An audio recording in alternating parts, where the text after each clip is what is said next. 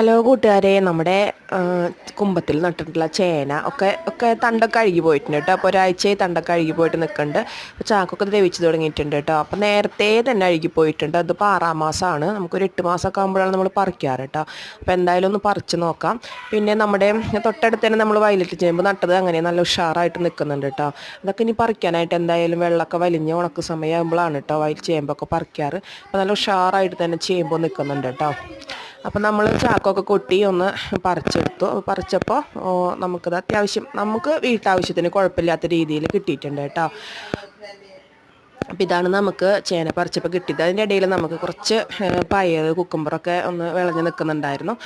അപ്പോൾ കുറച്ചുള്ളൂ കേട്ടോ. അപ്പോൾ അതൊക്കെ ഒന്ന് പൊട്ടിച്ചെടുത്ത് കുക്കുമ്പറും പൊട്ടിച്ചെടുത്തു. പയറിനിപ്പോൾ ഓണത്തിന് ഉണ്ടാക്കാമെന്ന് വിചാരിച്ചതായിരുന്നു, പക്ഷേ മഴ ചതിച്ചു. എന്തായാലും ഉള്ളതൊക്കെ ഇപ്പം പൊട്ടിച്ചെടുക്കുകയാണ്.